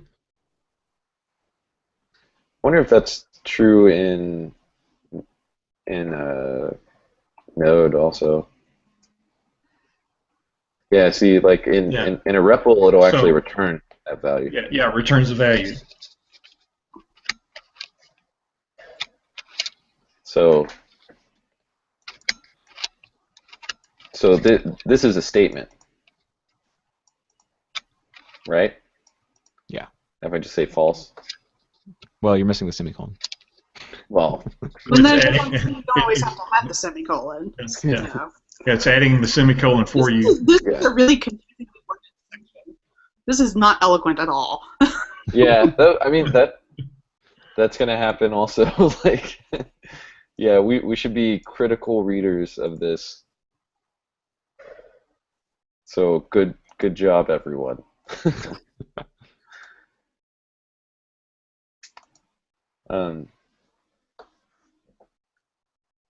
Yeah, I mean, Alexa, you were saying in later chapters that the term expression gets a little more convoluted, or you have to kind of define that. Oh, I think you're muted. Wait, I've been talking this whole time, guys. That's ridiculous, right? Anyway. It gets to the point where I think something like expressions or just variable declarations aren't hidden from the environment. Do your thing. And statements can be hidden from just the web environment. So once you get into the actual web application of JavaScript version, it starts saying which one is more good for the end product for production. And I forgot what they meant, so I had to come back and read chapter 2. So just keep that in mind. Is everyone muted but me and Patrick? Yeah, okay. Love to hear from you guys. I was just listening. So, just or at least know where to find the information. Like, it's not something you have to memorize because Google exists. Yeah, there's probably a long string of Stack Overflow arguments about it. What does he mean? But it has a semicolon after it, doesn't it? Yeah, but... Yeah. Google explodes. I actually ended up on like the page of results on Google yesterday, and I was really confused and lost. It let me down for once. What's up? Yeah, that's interesting. Boy. Mm-hmm. Yeah. I've never used that keyword before. Where'd you get that idea from? What happened just now? I just I remembered seeing this the other day, and they were like, if you have a piece of code that you don't want executed, but you want the interpreter to kind of read it, you can use void. That doesn't make sense. Yeah, why? I don't know. Why would you comment it out? Yeah. I think we used to use void for functions that won't return anything. Yeah, Yeah, like yeah. just a set variable and stuff. Yeah, it can be used. Yeah, in C and C++, that's how it's used for Yeah, functions. that makes sense. Or if you're getting into this is going a little bit off the reservation, but you can also use void pointers if you want to have like a data structure that you want to be able to use for different data types, which is a concern you have in C and C++. You would declare it as like you have a stack, say, of void pointers, and then when you actually instantiated it, then you would declare on the fly what data type you wanted to work with. Kids don't know how hard it was. Hey Daniel, what is this link? Pardon? I think I might have missed what this link was. The CS manual. Of a grammar specification for a programming language. So Oh, okay, I got you. Okay. C in this case. So basically, it's the grammatical. Yeah. Grammatical. I'm not sure if grammatical is a grammatical word. I made it up. Yeah, basically it's a grammar description that usually, in this case, that the compiler would have. You get real specific, the parser would have on file. So. Okay. Gotcha. Do you mind sharing that in the event thing? Because I have a chat window, but it doesn't work. Yeah, I can do that.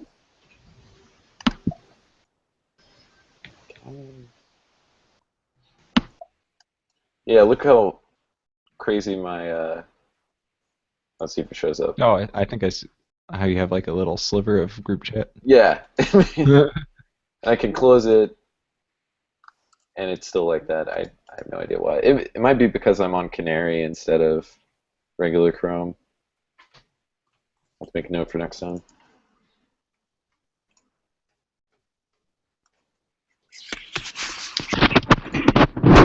Okay, I put it in there.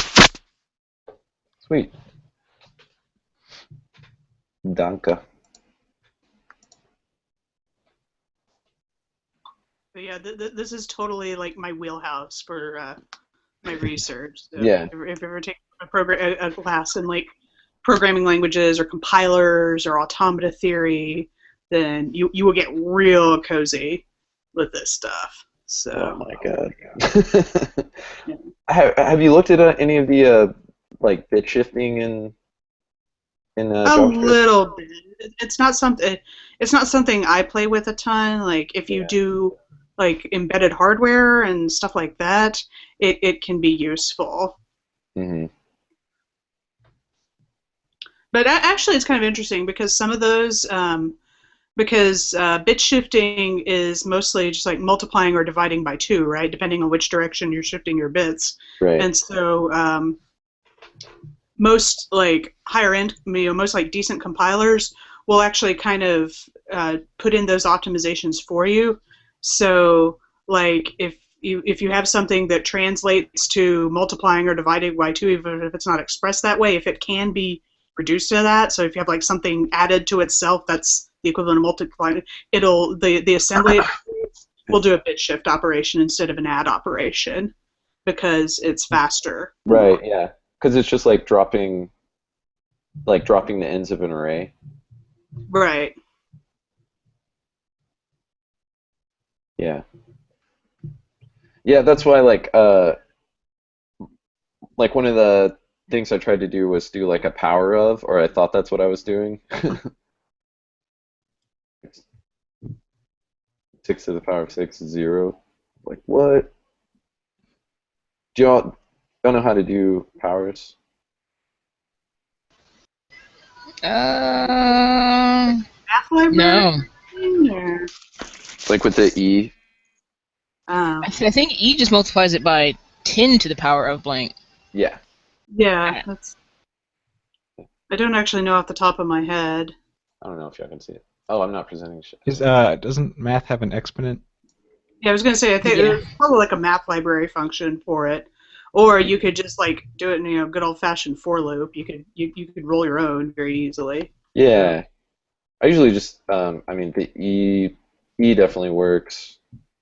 But you don't want to use like caret because that's actually doing that bit shift operation right there. That's the bitwise XOR. Math.exp does not do what I thought it did. It returns E to the X. Oh, I think it's math.pow. Oh yeah. Okay. Yeah. Good call. So you like, yeah, math.pow. I don't even know if y'all can see my screen anymore. Everything's Yeah, busted. I can see it. Somebody else can see it. Cool. Should just use Node.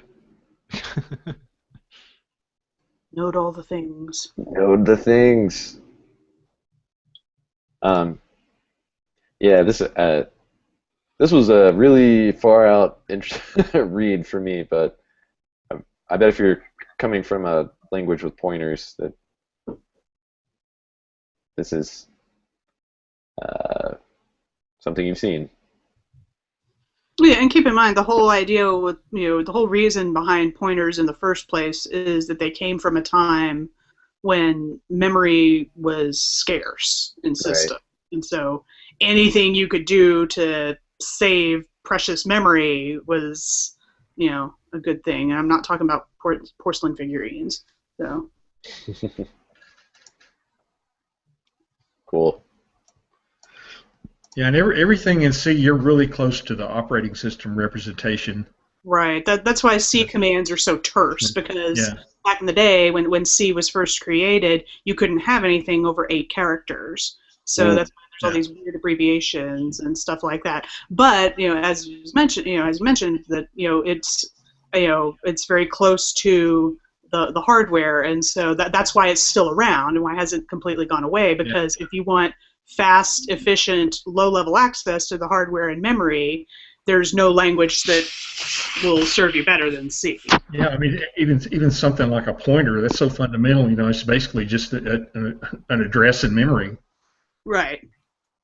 Because it's so much easier. Like if you're passing something between a function, if you have a list of 1,000 items, it's a lot easier to pass it like the address where the list starts and maybe another number indicating the size of the list.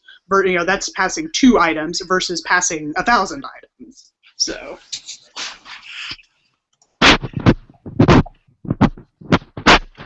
Yeah, I think C is still around for embedded programming, right? Right. Yeah. Well, stuff like microprocessors.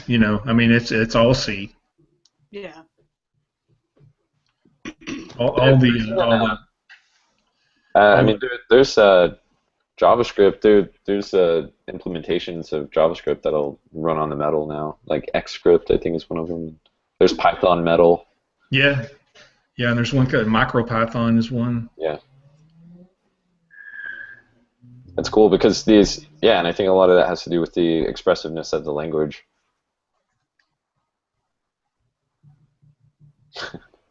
Life is just so much better now. We're in the future. We are in the future. Yeah. So I'm just looking at there's this guy Dr. Axel Roschmeyer. He's got this really awesome blog he's got this whole post on like expressions versus statements. Okay. That I'm assigning everyone as your homework. So, Doctor, you're going to post all these links, Dan, right? Yeah. Okay, good. I'm kind of accumulating them right here. Yeah.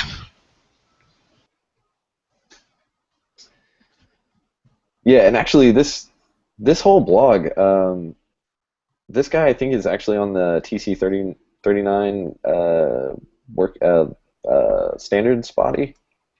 So Yeah, a lot of times he'll be writing about language features like several years before they make it into any browser. And then he's got this other book. If you're looking at ES6 at all, this is something like once we get through Eloquent JavaScript, I think would be really good to look at. It's quite a bit more dry. Well, yeah. by the time you get done with Eloquent JavaScript, you might be at ES7 or ES6 2017. I think Yeah. this Aren't summer. they shooting for yearly releases? Yeah. Yeah. We'll see. Hey, so does anybody here know ES6 very well? I've been looking into it a little bit. I guess that's something we can do on the side, because as we go through this book, it'd be good to know what ES6 has added to the features that we come across. Yeah. Have you ever heard of Babel? I personally have, with a yes. Yeah. Is that it compiles it down to ES5? Yeah. It actually used to be called 6 to 5, and now it's Babel. But it also does. There's like a React plugin and a TypeScript plugin. It's kind of a general purpose transpiler now. It's really awesome. So yeah, if like here, you can just go to babeljs.org and click try it out, and it'll have like I can use like const my func equals a, and I can do like a lambda here, and here it's actually giving you the version 5. Could you do a class declaration? Yeah. Those are cool. I like those a lot. That's probably my favorite ES6 thing that I know so far. Yeah, these are great. I wonder if I don't think I need a constructor. I can just. Yeah, but do a constructor anyway, just because they're cool too. Yeah. You can do a constructor and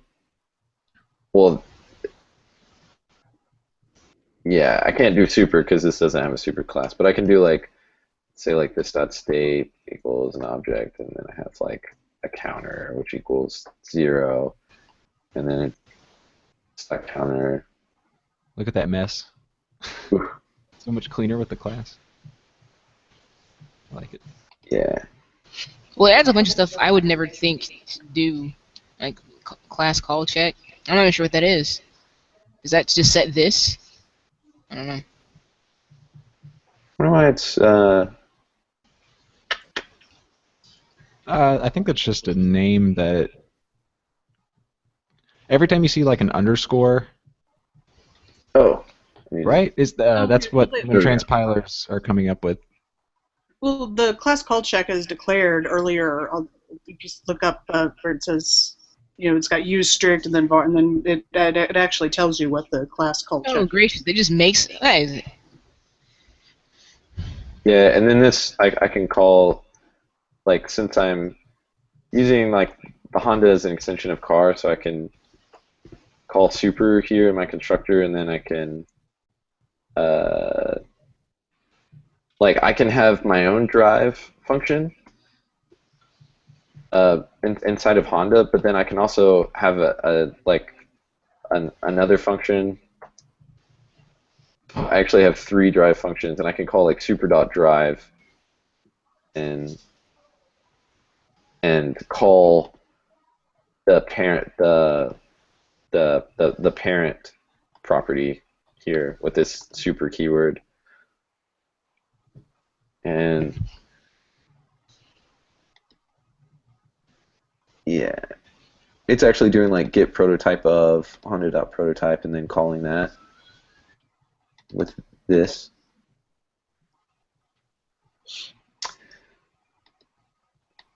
This isn't super great code. Well, to be fair, any kind of automatically generated code from other code is always going to be less efficient than what you could write yourself. Because you're trading performance for convenience, which again that happens in life quite a bit. So. Yeah, true. I really love. Have y'all used React at all? I just started reading about React. I'm not that far into it yet. See if I can. Also like import statements here. Oh, How does it transpile those?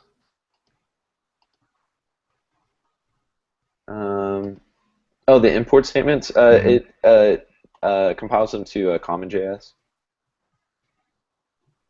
It uses, which is actually part of like I don't know how they're going to resolve this right now. They basically have to choose. Oh, Alexa had to drop off.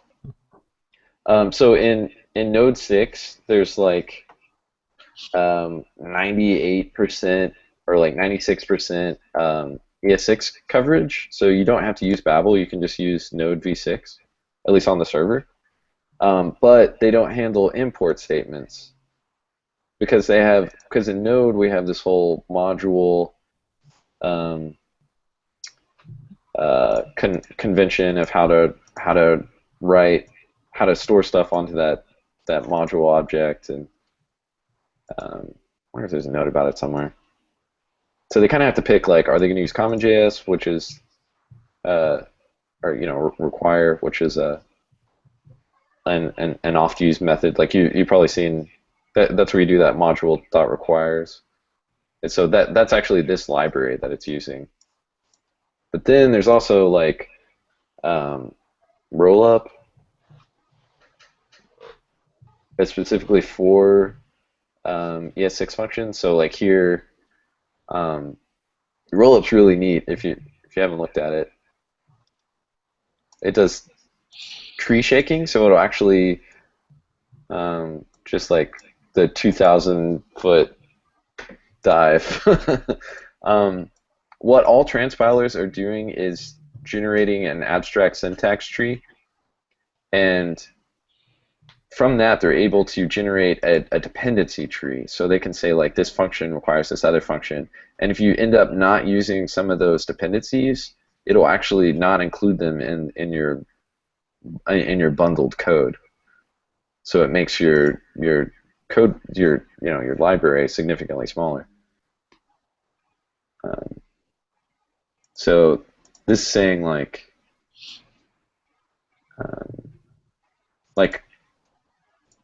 entry module. Yeah, that's standard in compilers too. Like when it compiles the code, it builds like a control flow graph and a data dependency graph and all that kind of stuff. And one of the optimizations that they'll typically do is, like you said, dead code elimination.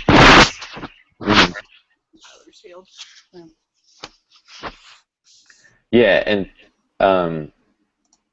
those are great. Like Google Closure was one of the projects that was doing that, and like Tracer was a Babel competitor at one point that kind of dropped off because Babel became really, really popular. And then like with Rollup, you have a few options. Like you can do the tree shaking if you want to, and you can export to CommonJS, which is just a JavaScript library, an external one that you would include. Or there's AMD is another type of module, and then I can just export to ES 2015. So I'm getting this like export default. So it's converting this code. I would have two different files. I would have this utility file called answer, where I'm just exporting this kind of an anonymous value, which is getting which is scoped to this file. So I can import answer, and its default value is going to be 42. So I can then use that here in this other file. And then in CommonJS, what it's actually doing is taking this import statement and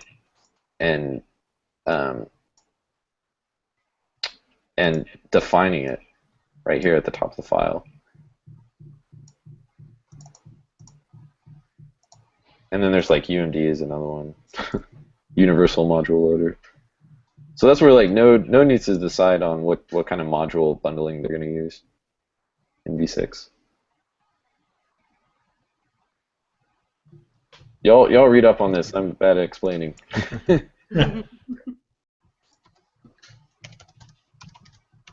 Named exports. Yeah, and that two out, or I think it's reality. He just has it with a two. It's twoality.com.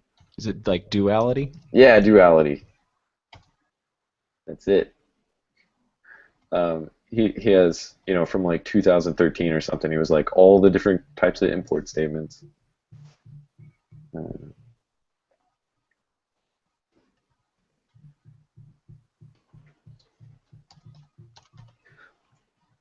It's kind of hard to once you get used to this, it's difficult to give it up. Yeah, this is from 2014. I wrote this. The final syntax. Oh, and then he has a chapter in the Exploring ES6.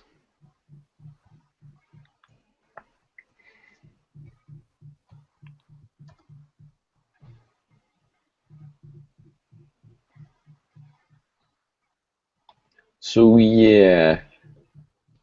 So this next is chapter 3, which is functions, like the beginning of functions. Yeah. It would appear so.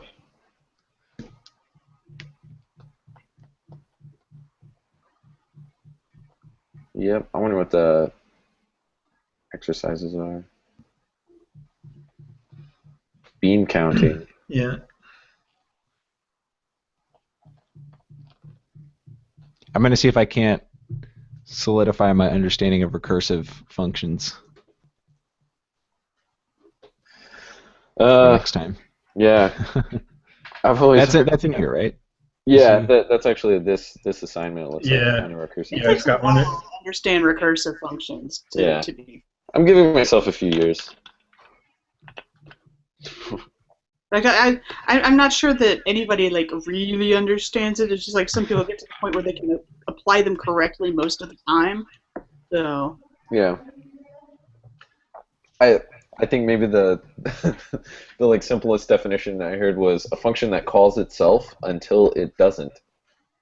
Yeah. Yeah, that's good. And that was about that's about as good of a definition as I've heard.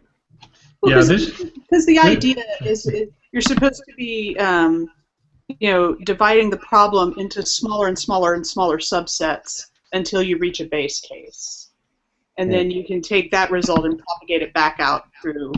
Yeah, and this particular one, I mean, it's easy to recurse this one because you're just counting down from n to from n to and you end up with a 0 or a 1 and then return something. But I mean, to me, that's the part that makes me crazy is like when to keep going and when do you finally return something. Is it analogous? And make make that propagate back up through all those nested function calls. Well, that's why generally when you're writing a recursive function, you test for your base case first. You test if you've reached the base case first, and then if you haven't, then you make the recursive call. So. This is something analogous to in the Unix you do remove the directory and it has files under it. So you do a recursive rm minus r and the directory name. So what it does is it first removes all the files and then it removes the directory. Yeah. It's the same. Yeah, same kind of thing. Yeah, and that's exactly when recursion gets to be important, is trying to traverse a tree structure. Yeah. Right. Yeah, like a directory. You don't necessarily know how deep something goes. Yeah. Yeah, recursive solution is helpful for that. Yeah, it would be great if y'all wanted to find like an example for next time. I'd love to go over that more in depth. Yeah. Feel free to bring show and tell to these things. I thought about doing the triangle from chapter 2. I thought about trying to do a recursive triangle. I think that would be pretty simple.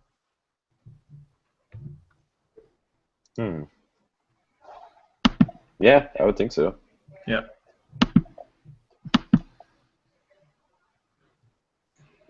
There's also kind of a concept of like inner to outer, or like innermost execution working its way out. Yeah. Once you've reached the base case, then that result can travel back up until you get what you were looking for. Yeah. Do y'all ever use that, the grep, the recursive grep? They use it in Git too.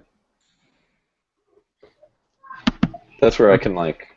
A recursive grep, like how? What?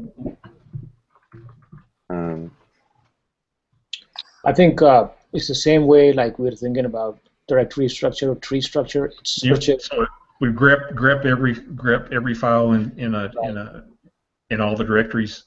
Right, and then when it's done searching all the directories, it's the end of it, end of the recursion. It always takes a long time. I don't think I did it right.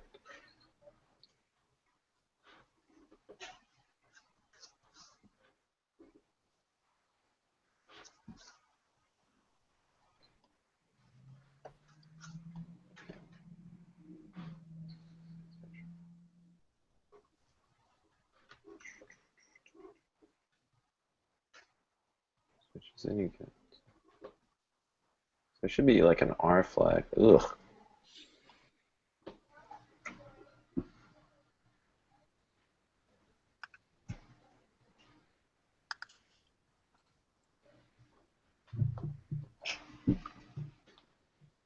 Exclude. Guys, I got to bounce. Right on, man. But thanks for putting this on, Dan. This is really cool. Yeah, totally. I'll master recursion in time for next week.